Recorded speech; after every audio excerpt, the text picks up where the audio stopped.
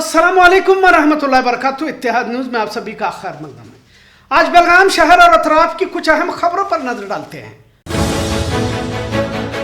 सबसे पहले बात करते हैं लाइनमैन की जिंदगी पर, जिनके खिदमात को माशरे में हमेशा नजरअंदाज किया जाता है। आज इसी तरह अपने खिदमात अंजाम देते हुए बिजली का झटका लगने से जान बहक हुआ एक और अफराद।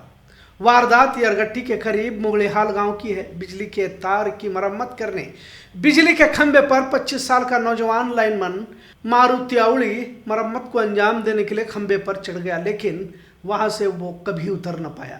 बिजली के झटके में उसकी दर्दनाक मौत हो गई। सिर्फ इतना ही इस फर्द के साथ नहीं हुआ, बल्कि तकरीबन 3 घंटे तक उसकी लाश उसी तरह खंभे पर लटकी रही, पर कोई भी हेस्कॉम का अफसर उस जगह पर पहुंच ना सका। बात बहुत छोटी लगती है, पर कभी हमने इनकी जिंदगियों को संजीदगी से लेने की फिक्र ही नहीं की। उम्मन हमारे माशरे में सिर्फ शिकायतें रहती है, पर एक मजदूर या किसी मुलाजिम की जिंदगी वैसे भी मायने कहाँ रखती है। और खासकर बिजली के खंभों पर चढ़कर दूसरों के घरों के अंधेरों को रोशन करने वाले लाइनमैन की जिंदगी का चिराग किसी भी वक्त गुल हो सकता है, इसका एहसास हमें कभी नहीं रहता। अब जब पहले के मुकाबले जदीद चीजें मौजूद है, तो हुकूमतों को चाहिए कि मूसलाधार और तूफानी बारिश में अंधेरों को दूर करने के लिए जान को जोखिम में डालने वाले लाइनमैन की भी एक जिंदगी होती है। इसके पीछे भी तो घर वाले भी बच्चे होते हैं, लेकिन उसका ख्याल हम सबको होना चाहिए। इंसान क्यों इतना रिस्क लेकर काम करता है? क्योंकि आजकल रोजगार हासिल करना उतना ही मुश्किल होता जा रहा है। लिहाजा किसी तरह अपने घर वालों का गुजारा कर सके, इसी एक मकसद से बिजली के खंभों पर अपनी जान की परवाह किए बगैर चढ़ जाते हैं। पता नहीं इसके साथ कब क्या हो जाता है। और खास तौर से बारिश के दिनों में लाइनमैन का काम जोखिम भरा रहता है। अगर कोई दरख्त बिजली के तारों पर गिर जाता है या ट्रांसफार्मर खराब हो जाता है, तो हम तो फोन के जरिए फरियाद दर्ज कर घरों में तूफानी बारिश में बैठ जाते हैं, पर लाइनमैन आराम से बैठ नहीं पाता। बारिश में तो काम और भी ज्यादा हो जाता है। लिहाजा इनके खिदमात को पसे पर्दा ही रहने दिया जाता है, कभी इनके खिदमात पर तबसरे नहीं होते। आज यरगट्टी में महज 25 साल के लाइनमैन की मौत के बाद मुझे ऐसा लगा कि इनकी जिंदगी भी हमारी तरह बेशकीमती है, पर इन्हें उसका सिला जिस तरह मिलना चाहिए नहीं मिल पा रहा, ये भी उतना ही सच है। बारिश, बाढ़, तूफानों में या वैसे भी कुछ देर बिजली चली जाती है तो हमारी सांसें अटकने लगती है। धूप और गर्मी के दिनों में पंखे, एसी बंद हो जाते हैं तो तकलीफ होती है। हेस्कॉम दफ्तर को फोन के जरिए कंप्लेंट तो की जाती है, लेकिन हमारे कमरों में एसी बराबर चलता रहे, इसके लिए लाइनमैन बिजली के साथ खेलता रहता है, मरम्मत में लगा रहता है। बहरहाल लाइनमैन के खिदमात को हमें फरामोश नहीं करना चाहिए। आज जिस लाइनमैन की मौत बिजली के झटके से हुई और लास्ट 3 घंटे तक यूं ही लटकती रही, इस बात को वाज़ह करती है कि लाइनमैन की जिंदगी की कोई कीमत नहीं। वरना तो एक इंसान की मौत के बाद कुछ ही लम्हों में हेस्कॉम के जिम्मेदार अहबाब पहुंच जाना चाहिए था, पर यहाँ इंसान के जान की कीमत किसको है? पिछले कुछ दिनों से मुस्तकिल हादसे वारदातें पेश आ रही हैं। कल हीरेबागेवाड़ी के करीब 2 मोटरसाइकिल सवार सड़क हादसे का शिकार हुए, जिनमें दोनों की मौत हो गई। आप तस्वीर में देख सकते हैं कि कैसे एक ट्रक ने कई गाड़ियों को ठोकर मारी। हादसे में मरने वालों के नाम रफीक जाम्बोटी, जो नंदगढ़ का रहने वाला, और शिवप्पा हुबली का शहरी बताया जा रहा। लिहाजा हीरेबागेवाड़ी हाईवे पर बड़े कोलमट की यह सड़क हादसों के लिए पहचानी जा रही है। उसकी शनाख्त इसी तरह की हो रही है। आज पुलिस कमिश्नर भूषण गुलाबराव बोरसे ने वहां जाकर जायजा लिया और सवारियों को यहां से धीमे दौड़ने की हिदायत दी। पिछले कुछ सालों में यहाँ तकरीबन 11 लोगों की मौत और 42 अफराद शदीद जख्मी होने की बात बताई जा रही है। Yesterday we had a series of accidents in one same place called Bade Kolmat. While going from Belgavi to Dharwad, after Suvarna Vidhan Sauda, this spot comes.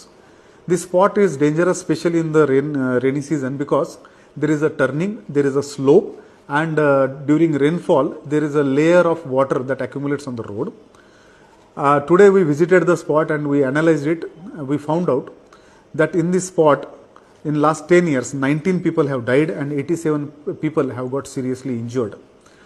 We conducted a meeting at the same spot with officials from National Highway Authority of India. They have proposed certain short-term and long-term measures. At earliest, we will make every effort that those measures are in place. But till then, our request to all the citizens of Belgavi city is that while going on this road near Bade Kolmat, please keep your vehicle slow. We spoke with the drivers of the vehicles also, and according to them, at that spot, they lost control over the brake. अब ये CBT का भी नजारा देखिए। केएसआरटी की सरकारी Volvo bus CBT के दरवाजे पर ही किस तरह से सड़क में अटकी हुई नजर आ रही है। वोल्वो बस इस तरह अटकने से काफी देर तक ट्रैफिक जाम रहा। छोटे बड़े हादसे मुस्तकिल देखे जा रहे हैं। यहां तक अब CBT भी इससे बचा नहीं कह सकते हैं।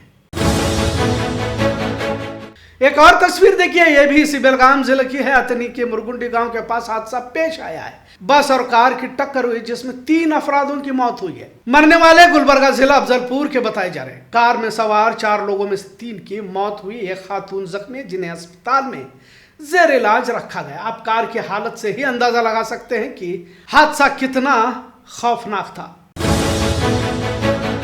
बारिश के दिनों में किस तरह से हादसे पेश आ रहे हैं। आज एक और हादसा गोका फॉल्स रोड पर पेश आया, जिसमें सीमेंट मिक्सिंग ट्रक बेकाबू होकर पलट गई, जिसके नीचे एक बाइक सवार आया। बहरहाल बाइक सवार की जान तो बच गई, लेकिन ट्रक पांव पर गिरने से जबरदस्त फ्रैक्चर हुआ, इस तरह से बताया जा रहा है। इस मंजर को आप देखने से अंदाजा लगा सकते हैं।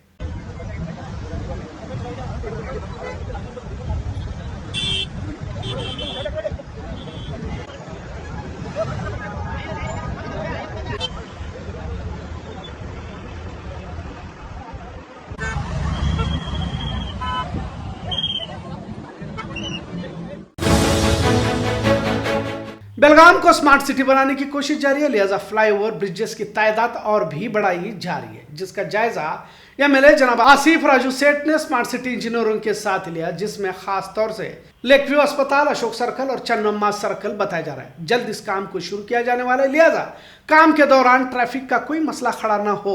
इसके लिए क्या मुमकिन तदाबीर इख्तियार कर सकते हैं का जायजा आसिफ राजू सेठ की जानिब से लिया गया।